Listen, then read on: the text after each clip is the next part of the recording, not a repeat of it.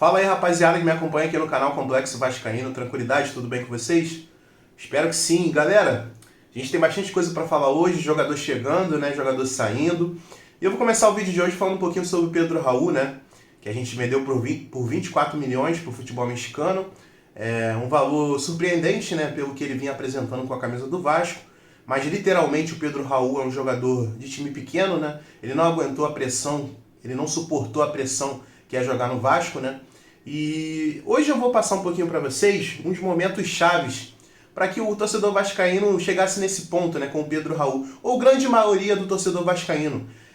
Por que eu falo isso? Ainda existem torcedores vascaínos que falam: ah, mas o Pedro Raul não teve muita oportunidade, o Pedro Raul não recebia passe porque o Vasco não tem um camisa 10. Mas hoje eu vou relembrar com vocês algum desses momentos. Lembrando que eu não posso passar vídeo, mas eu tirei print nos momentos exatos, né? Pra gente lembrar um pouquinho o que o Pedro Raul fez com o torcedor vascaíno, né? Então vamos lá, eu começo nesse jogo que eu tava no Maracanã, contra o Fluminense, né, no Campeonato Carioca, onde o Pedro Raul, só para refrescar um pouquinho a mente de vocês, o Pedro Raul recebe uma bola livre de cabeça e ele cabeceia para fora. Isso no Campeonato Carioca, ainda não era as finais. Inclusive vai jogo contra o Flamengo, né?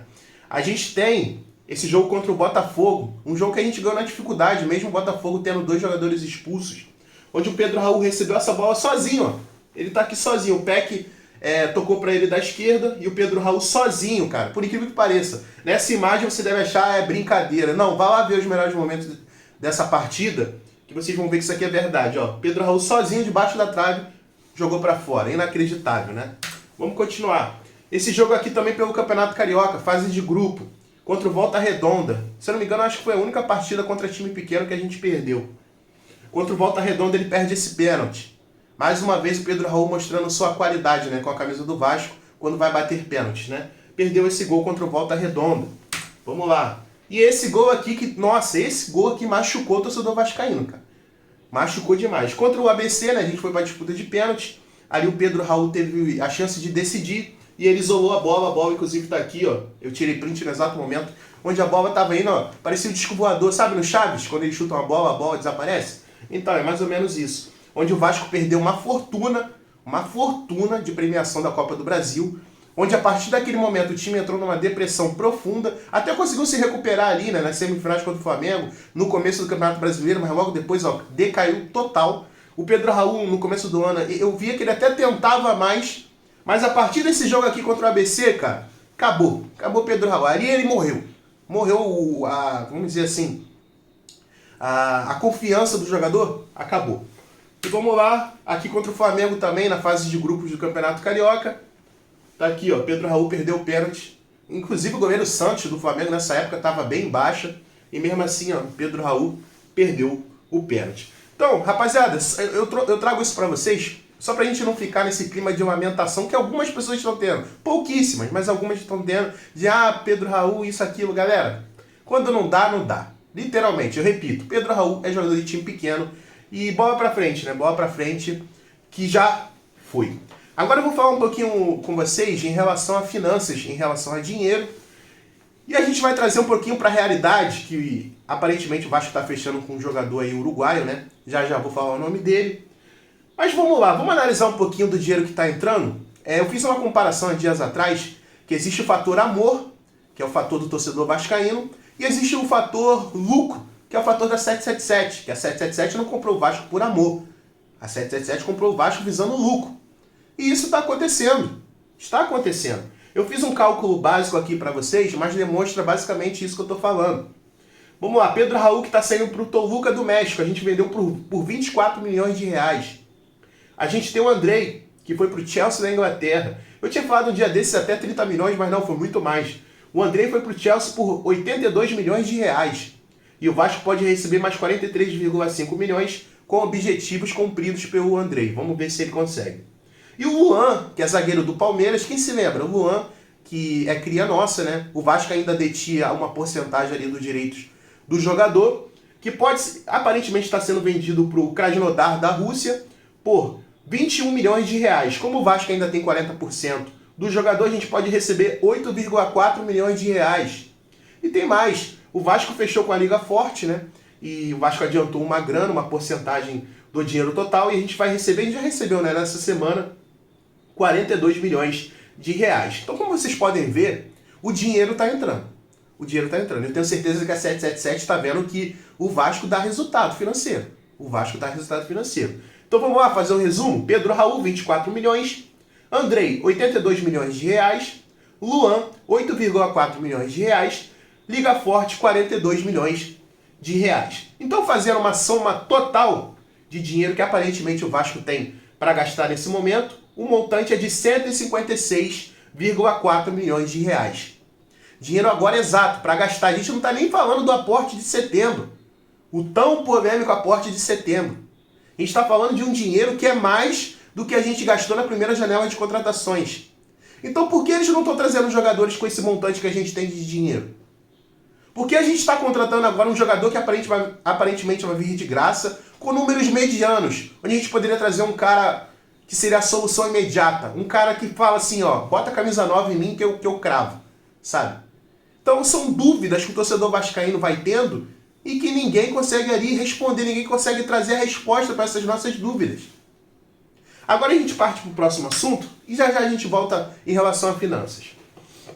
Aparentemente, Abel Hernandes, uruguaio, né, que estava no Peñarol, rescindiu seu contrato e encaminhou seu acerto com o Vasco.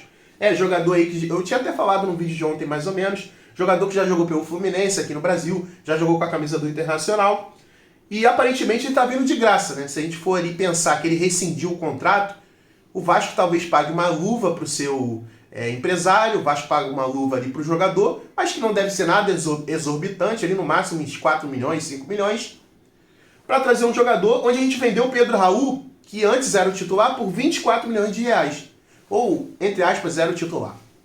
Então, cara, por que não trazem um jogador de 24 milhões de reais? Se eu não me engano, alguém chegou a falar, não sei se foi o Luiz Melo, não vou me lembrar agora, que todo o dinheiro de venda de jogador seria revestido em compra de jogadores. E por que não trazem um centroavante do mesmo quilate financeiro do Pedro Raul? Quilate financeiro, esqueça outra coisa, mas por que não? Então são coisas que não dá para entender. E vamos continuar? Aparentemente também o Vasco está negociando com o Talheres a negociação do Michel Santos, uruguaio também, centroavante do mesmo estilo. E a gente tem as seguintes palavras do presidente do Talheres. O Talheres está negociando, tem excelente relação com o Vasco. Sim, tem a possibilidade de ir para o Vasco, as negociações são sempre longas. Ele está falando um pouquinho ali do trâmite que aparentemente está acontecendo com a nossa diretoria, ou com o Paulo Brax, né? Em relação a Michel Santos, outro uruguaio. Aí você se pergunta, pô, o Vasco está indo atrás de 2 camisa 9? Perdemos 2 camisa 9. A gente perdeu o Pedro Raul e a gente perdeu o Juan Cruz. Então isso precisa ser reposto. Aí estão atrás desses 2 jogadores, que os números são os seguintes. Em 2023, o Michel Santos, inclusive até esqueci de passar, tá aí, ó. O Michel Santos tem 24 jogos, 13 gols e 5 assistências.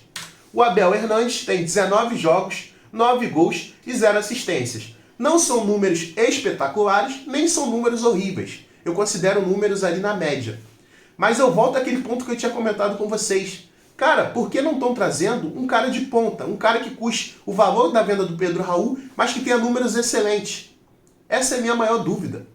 No final do ano, cara, capaz, do jeito que está andando, vai sobrar dinheiro de jogador. Ou seja, as vendas de Andrei, Pedro Raul e Luan vão sobrar dinheiro dessas vendas.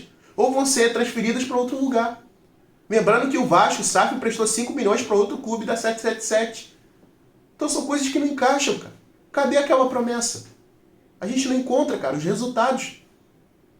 Cara, é surreal. Lembrando que, agora falando um pouquinho sobre os jogadores, saindo um pouco dessa parte de números, né?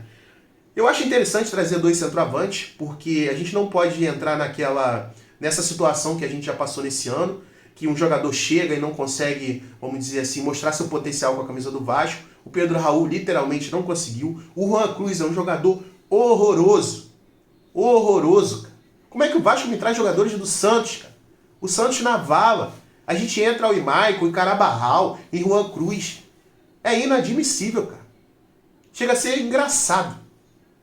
A gente não pode falhar com isso novamente. Então são 2 centroavantes aí uruguaios que o Ramon Dias vai olhar, vai colocar um ou outro e vai ver qual vai se comportar melhor. Eu acho que seria a melhor decisão. Claro, a gente não consegue cravar ainda se isso vai acontecer. O Abel Hernandes, pelo que o jornalista Joel do Lance falou, tá praticamente certo com o Vasco, já vai chegar, já vai vestir a camisa e vai jogar logo o menos possível, talvez não nessa partida contra o Atlético Paranaense, mas da outra rodada.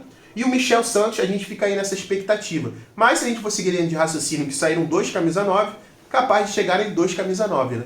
Então fica aí em aberto pra gente saber o que vai acontecer. O Vasco trazendo jogadores aí, vamos dizer assim, de números medianos, e naquela expectativa que o torcedor tinha de que o Vasco iria trazer jogadores de ponta, jogadores com números muito bons. Mas, pelo andar da carruagem, isso não vai acontecer.